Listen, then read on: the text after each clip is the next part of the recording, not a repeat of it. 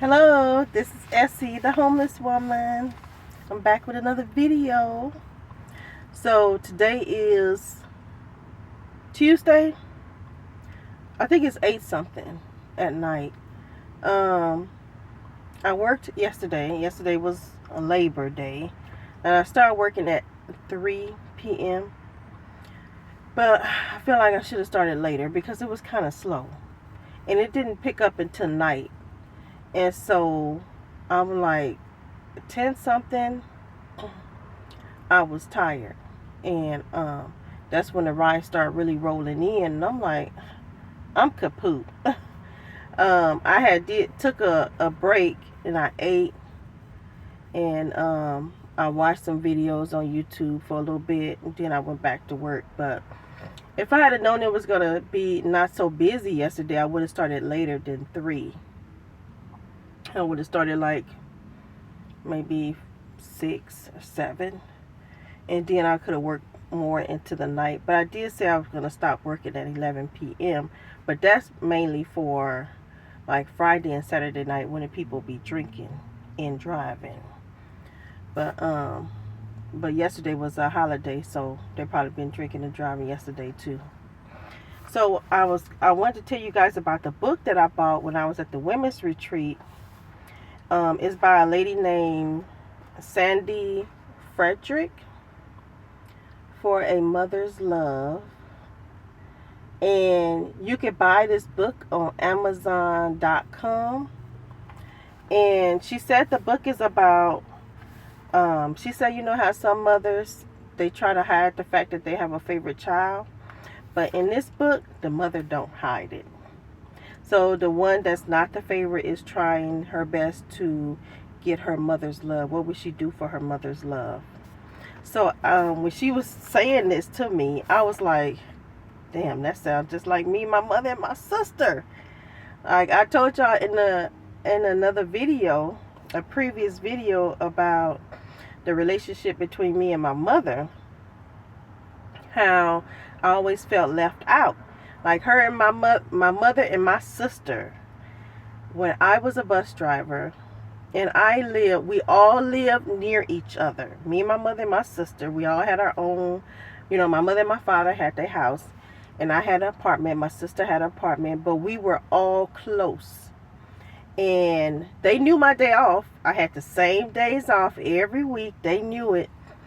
But on my day off, they would go out to eat. They would go shopping. And then they would call me like 9 o'clock at night, 9:10, and they would call me and they would say, yeah, me and mama, either my sister would call and say, yeah, me and mama went here and we went there, and I'd be like, well, why didn't y'all call me? You know I'm off. Oh, we didn't think about you. And then like, okay, I would get off the phone with my sister. Then my mother would call. Yeah, we went here, we went there, and I'd be like, why didn't you call me? You know I'm off today. I'm always off on these days. Oh, we didn't think about you. It was like that every week. Every week. And then they would call me. So it's like we want you to know that we went here and there. But we didn't think about to call you before we went. But we gonna think about to call you after it's all said and done and tell you how our day went. And then act like we didn't know you were off these days. So when she was telling me about this book, I'm like, that's me, my mother, and my sister. So I had to buy the book, and I'm like, even though I don't read anything but the Bible, I'm gonna take time to read this book. I said every night before I go to bed, even if I read like this page and that page, like 2 pages, and every night until I finish the book. But yeah, this sounds just like us. And so just imagine how I felt in being called almost every week, and they saying this, and I'm like, okay, so you don't want me to go, but you want to call me and tell me. So, yeah. So anyway, that's what they did. So I thought about something I want to talk to y'all about. because since I have been homeless, I have never in my life been told so much what I should do. And okay, when I first became homeless, people used to always say to me, you should do this and you should do that. And you should. I got so sick of hearing that word, you should. So I was like, is this something that they say when they think you can't think for yourself? Because before I became homeless, I never heard the words, you should. Never had people telling me what I should do. But until I became homeless. And it was like roadkill. It was like all the time. I'm like, damn. So, but when I first became homeless, I would be around a lot of people because I used to sit in Starbucks. So I became familiar with the employees, regular customers that would come in there. And then there's a big church not that far from this Starbucks I used to be at. So the church, they went to that church. And so, but now I don't be around people like that no more. My life is a lot less stressful because I don't be around a lot of people anymore. So I don't hear those words, you should. But I heard it about, when was it? I heard it a couple of days ago. You should. And when I heard it, it brought back memories. And not good memories, because I kind of got upset when the person told me what I should do with my gift basket that I had won at the women's retreat. So I'm going to tell you guys about it. I did not pay for that women's retreat. That women's retreat was $400. And how I got it was my mother and my aunt. No, not my aunt. My mother's aunt. My mother and my mother's aunt, they were both born in the same year. My mother is actually older than her aunt. So when my grandmother had my mother, my great-grandmother had my mother's aunt. So my grandmother used to tell my mother to go play with her little sister because they was around the same age. So they basically came up together, even though they were niece and aunt. They were like sisters because they were born in the same year. So my mother and her aunt bought a ticket to the women's retreat, $400. And also her friend, my mother's friend, went along too. So my mother's aunt got sick and went into the hospital. She was having some medical issues. And so she was having medical problems up before she actually went into the hospital. So she went into the hospital. She was in the hospital for about a month. So when she got out of the hospital, the doctor had sent her to like a convalescent home, something like that, so she can recover, like a rehab place, so she can do her therapy and stuff like that and get better. Now, she was only supposed to be in there 2 weeks. She wound up being in there, I think, over a month. Because we thought she didn't want to leave because I guess it was nice in there for her, and she liked it, and so we think she didn't want to leave. So, but she eventually left. But while she was in there, she was like, I don't think I'm going to be able to go on the women's retreat. And so I was like, I'll take her place. So she was like, okay, well, I'll tell her and that you would take her place and, see if she's okay with that, I'm like, okay. So my mother told her she was fine with it because, like, why would you let $400 go to waste when I could take her place? So, and her and my mother was going to be in the room together, so it'd be perfect. It'd be me and my mother. And so, so they got in touch with the people from the church to let them know that her aunt wouldn't be coming, but I would be coming in place of her aunt. So that made me have a free retreat. I didn't have to pay for it. Yahweh blessed me with that. So I'm like, oh, okay, cool. So my mother tells me, because we were going to go out to breakfast this particular day. And me, my mother, and her aunt. So my mother tells me, you should pay for her food. I said, why? She said, because you going on that retreat and you didn't pay. That's a $400 retreat and you should pay for her food. I said, I do a lot. I do for her. I said, every time Mother's Day come, I do for her just as well as I do for you, because she has one son, 2 years older than me, and he don't do nothing for her. She send him money every month, the beginning of the month. He calls her, he cuss her out, he talk to her any old kind of way. He's really horrible to her. And she still sent him $300 every month at the beginning of the month. Like he's a little kid or something. Like she's paying child support. You over 50 years old. You still taking money from your mama. And if he call her, like he'd just constantly call. He'd just be like, talk to her any old kind of way. And if she don't do what he want her to do, which is send him some money, I was like, so I'm like, okay, well, I know that nothing's going to happen for her for Mother's Day. I know he's not going to do anything for her for Mother's Day, right? So I said, okay, well, she's with us anyway on Mother's Day. We go out to eat. She's with us. So I make my mother, even my mother's friend. One year I made them, all three of them, baskets. Because, I like doing my crafting stuff. So I made them all baskets. I bought a bunch of stuff to put in the baskets. My mother always gets something more because that's my mother. So I put a $100 bill in the basket. One year I made her a money tree. So I always give her something extra with money.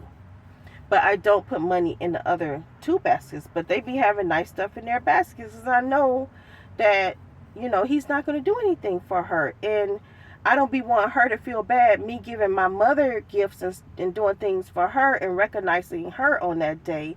And she's sitting there and her son ain't doing nothing for her, but taking from her. So this is what I do for them every Mother's Day. Plus this past Mother's Day, I paid for all their food. So not only did I give them give her a gift, but I also paid for her food too. So then my mother says, pay for her breakfast, right? I don't have a problem paying for her breakfast, but I'm 50 years old. Well, I'm not 50 yet. I'm 49. Let me not rush it. I'll be 50 in January. But my mother tells me to pay for her breakfast, right? So I'm thinking to myself, I'm 49 years old. I don't need nobody to tell me what to do for somebody else. You know what I'm saying? So I'm like, okay. But look, my point is, it would never be enough. When you do what someone else tell you to do, it would never be enough. I'm going to tell you. What is breakfast? How much you think breakfast is going to be? It's not going to be enough in her head to satisfy $400. That day, no, I didn't pay for her breakfast that day. I was going to. But she pulled out the money and she paid for, she put out the money and she paid, I think she paid more, $20 more, because she paid for her food and I think she put an extra 20 in there. So I'm like, cool. So I never got a chance to pay for her breakfast. So, okay. Now, fast forward, I came back from the women's retreat. That was Saturday when I came back. My mother and her friend took the bus back. And she said that they were in a bunch of traffic. So I was so glad I didn't go with them. I came my own way. Because I got back here like 3 something. They were still on the bus. She said they got back like, I think 5 something. Yeah. So, the first thing she says to me, like one of the first things she says to me, is her friend. She called her friend by name, and she said her friend said that you should give that basket to my mother's aunt. And because you got the free retreat, so you should give that basket to her. So I was like, you know what? I think your friend should stop taking people's pictures without their permission. I think your friend should stop bragging about how much she goes shopping and buy this and buy that, and then when somebody turn around and asks her could they borrow some money, she don't like it. Like the lady that she shared a room with asked her for $6. She came back and told my mother. I said, what's $6? I said, what's $6? You think if someone asks me for $5, here, you can have the $5. And you ain't going to hear about, I'm not going to call my mama and tell my mama that this person asked me for $5. I wish they would stop asking me for money. What's $5? So the lady that had 10 kids, that my mother's friend, she shared a room with a lady that had 10 kids, right? They adults now. But the lady didn't bring no money, I'm guessing. So they had these t-shirts. So the lady wanted a t-shirt, but she didn't have no money. But yeah, you got this big baller in the room with you, always talking about shopping here and shopping there and getting this and buying that, right? So you wouldn't think there was no issue if you borrowed $20, $25 from the big baller. That's the way she talked, right?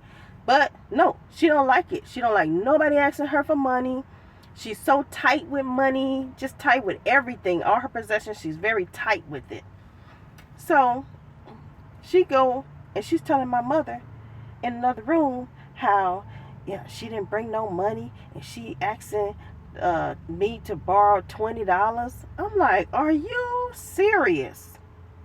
Are you serious? She that cheap? Maybe if she stopped bragging, tell her that. I think she should stop bragging so much. Then people wouldn't ask her for money. That's what I think. So I was thinking about when I bought that raffle ticket, I was thinking I had this conversation with Yahweh about how much I wanted that basket. I'm having this conversation with Yahweh about how much I want that basket. And then Yahweh hear me. And he answered me. And I win that basket. And then somebody is going to come and tell me I should give it away. I said, if I did give the basket away, it still wouldn't be enough. It still wouldn't be enough. I don't listen to people when they tell me what I should do, because I'm sure I'm not the only person that goes have this problem. Like, if you are homeless, if you are going to be homeless in the future, there are always going to be somebody that's going to come to you and tell you what you should do. Don't listen to those people. Do what's on your heart. Now, I do what's on my heart. I don't listen to people tell me what I should do anymore, because I done got enough of that. I done learned my lesson by listening what somebody tell me I should do. You can't satisfy nobody. So if I want to do something for my mother's aunt, I would do it on my own free accord and my own will and my own timing, whatever that be. And don't nobody need to know about it, because it ain't nobody else's business. It's between me and my mother's aunt. You know what I'm saying? And not anybody else. So I decided that I was going to give my mother's aunt a robe and a pair of slippers. Because it was 2 robes and it was 2 slippers in that gift bag. And one of the slippers are really small. They're small. I can't fit those. So I said, I'm going to give her those. And I'm going to give her a robe. And I don't know what else I'm going to give her. Probably nothing else. Because like I said, I do for her on Mother's Day. So I'm like, people are really something else. So I just wanted to talk to you guys about it, because um, people, when someone tell you what you should do, start thinking about what they should do. Believe me, people that tell you what you should do, their life is going undone. Because if you got time to look at somebody else and tell them what they should do, believe me, you're not doing what you're supposed to be doing. So that's all I wanted to say. I'll talk to y'all later. I gotta make that video. I keep thinking about other things I want to talk about. But yeah, I'll talk to y'all later. Y'all have a good night.